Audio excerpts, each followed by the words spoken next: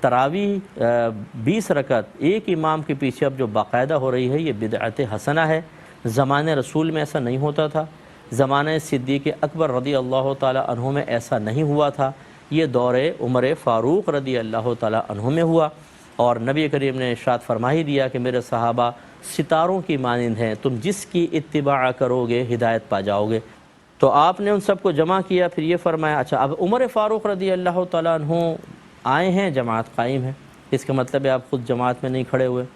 اسی لیے علماء نے اس سے نتیجہ نکالا کہ تراویح کی جماعت سنت مؤکدہ علی الکفایہ ہے، کہ سنت مؤکدہ علی الکفایہ کا مطلب یہ ہے کہ اگر چند لوگ بھی تراویح کی جماعت قائم کر لیں تو ہر ایک سے وہاں حاضر کہ تحقیق یہی ہے کہ حضور کی نماز وہی نماز معتاد تھی، 11 رکعت تہجد کی جو ہمیشہ آپ پڑھتے تھے، اس کے علاوہ کوئی آپ نے نہیں پڑھا، حالانکہ وہاں صاف آتا ہے کہ حضور کو خبر بھی نہیں تھی کہ میرے ساتھ کوئی پڑھ رہا ہے نہیں۔ آپ کو تو تیسرے دن پتا چلا کہ یہ لوگ میرے پیچھے کھڑے ہو جاتے ہیں، آپ نماز چھوڑ کر اندر چلے گئے، اور صبح لوگوں نے پوچھا کہ اللہ کے رسول آپ کو پتہ چل گیا تھا ہمارا، یہ لفظ ہے حدیث کے، آپ نے فرمایا پتہ چلا تو میں چھوڑ کر اندر چلا گیا۔ فرض نمازوں کے علاوہ آپ دوسری نمازیں اپنے گھروں میں پڑھو، مکمل نہیں بات کرتے، روک دیا کہ فرضوں کے علاوہ اپنے گھروں میں نفل پڑھا کر۔ آپ نہیں شامل ہوتے تھے، نہ حضرت علی ہوئے نہ عثمان ہوئے، کبھی اس نماز میں شامل نہیں ہو، اور اعلان بھی فرمایا کہ اس سے بہتر ہے کہ آخری حصے رات میں پڑھی۔ حضرت عمر صاحب ہی فرمایا کہ اصل وقت تو وہ ہے، مگر اگر تم پڑھ یہ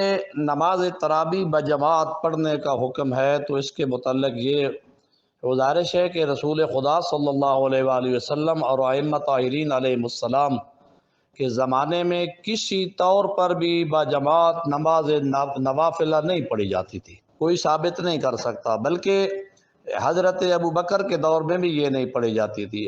جو روایت یاد پیش کی جاتی ہے مسند امام زید، تو وہ کوئی روایت ایسی نہیں ہے، اور زیدی جو ہیں وہ شیعہ نہیں ہے، وہ شیعہ اثنا عشری نہیں ہے، جو یہ کہتے ہیں کہ حضرت علی نے وہ بند کیوں نہ کرا دی، تو حضرت علی علیہ السلام کو ان لوگوں نے حکومت کرنے کس طرح امن سے دی؟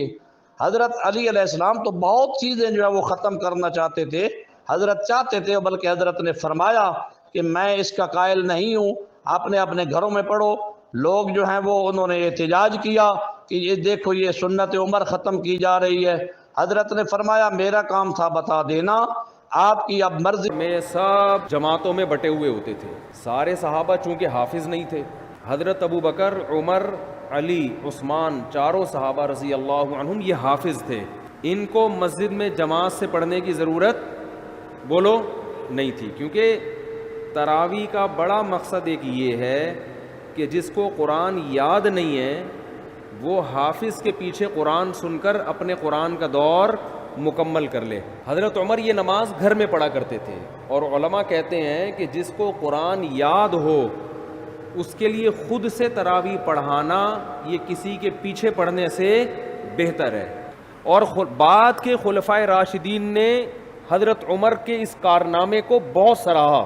حضرت علی رضی اللہ تعالی عنہ ایک دفعہ مسجد نبوی میں نکلے رمضان میں، دیکھا ایک امام کے پیچھے لوگ تراویح پڑھ رہے ہیں، فرمایا اللہ عمر کی قبر کو نور سے بھر دے او کما قال، کہ اس نے ہماری مسجدوں کو رونق بخشی۔ مولا علی جیسے حکومت پر آئے، رمضان کا مہینہ شروع ہوا، مسلمانوں نے تراویح شروع کر دی، علی مسجد میں گئے، صفیں لگی ہوئی ہیں، دعوت علی کو بھی دی آپ بھی آئیے جماعت کروائیے، امام نے سب کو جمع کیا کہ خبردار علی کی حکومت میں جماعت کے ساتھ مستحب نماز نہیں ہوتی، واجب نماز ہے جماعت کے ساتھ پڑھی جاتی، رسول نے کبھی نہیں پڑھائی۔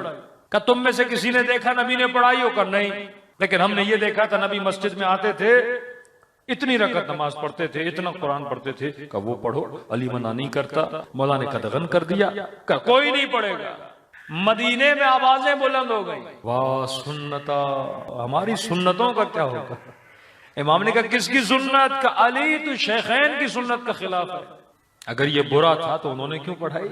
امام نے کہا میں کسی اور کا ذمہ لینے نہیں آیا، مجھ سے پوچھو محمد نے کیا کیا تھا اور نہیں کیا تھا۔ اب معاملہ اتنا بگڑا کہ لوگوں نے کہا علی شیخین کے دشمن ہیں، جھگڑا ہونے لگا، مسلمان کا خون کرتا۔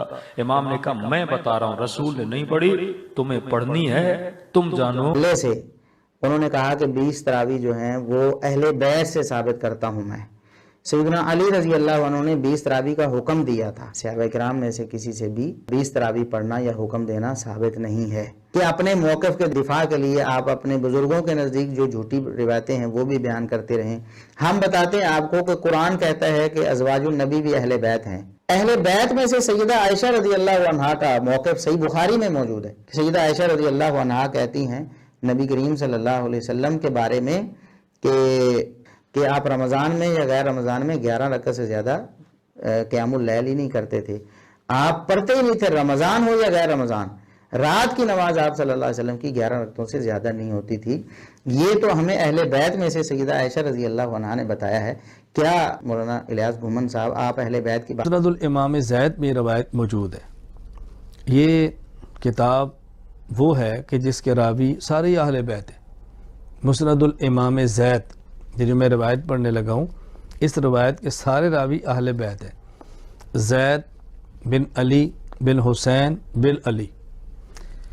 तो इमाम ज़ैद फरमाते हैं हज़रत अली रज़ी अल्लाह ताला के बारे में, जो शख्स तरावी पढ़ाता, हज़रत अली फरमाते हैं कि 20 रकात तरावी पढ़ाना, युसल्लिमु फ़ी कुल्लि रकातैन व युसल्लिमु फ़ी कुल्लि रकातैन, हर 2 रकात के बाद सलाम फेरना, व युराविह मा बैना कुल्लि अर्बअ रकातिन, और हर 4 रकात के बाद फिर तरवीह करना।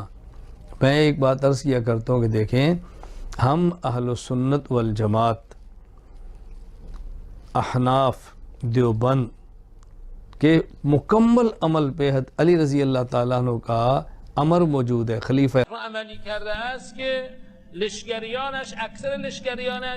इमाम अली की फ़ौज का बेशतर हिस्सा अहले सुन्नत की फ़िक्र रखता था। यही अहले सुन्नत की फ़िक्र जो आज मौजूद है, जिनको हम सुन्नी कहते हैं। रोज़तुल काफ़ी में अल-कुलैनी ने इमाम अली का एक खुतबा बयान किया, जिसमें ये वजह बताने की कोशिश की कि क्यों इमाम अली ने नमाज तरावी और इस तरह के कुछ और काम जो पिछले खुलफा ने किए उनकी तस्हीह नहीं की। इमाम अली कहते हैं कि जब मैंने नमाज तरावी से रोका तो फ़ौज की तरफ से शोर और आवाज़ें बुलंद हुई और शिकायत की गई कि ये इकदाम हज़रत उमर की सुन्नत के ख़िलाफ़ है, और मैं समझ गया कि अगर मैंने इनको नमाज तरावी के रोकने पर ज़िद की तो इससे सारी फ़ौज बिखर जाएगी। लिहाजा मैंने उन पर हुज्जत तमाम करके उनको उनके हाल पे छोड़ दिया। इससे सबक ये मिलता है कि इमाम अली के साथ फ़ौज में बेशतर लोग तरावी पढ़ते थे।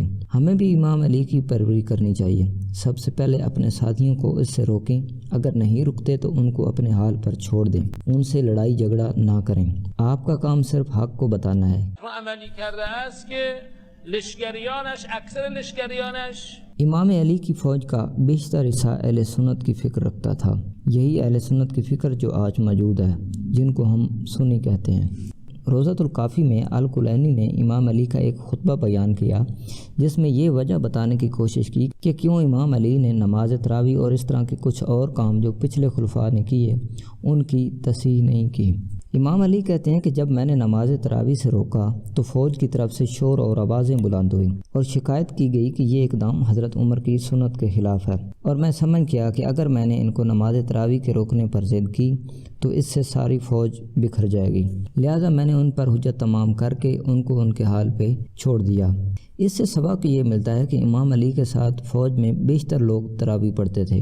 हमें भी इमाम अली की पैरवी करनी चाहिए। सबसे पहले अपने साथियों को इससे रोकें, अगर नहीं रुकते तो उनको अपने हाल पर छोड़ दें, उनसे लड़ाई झगड़ा ना करें। आप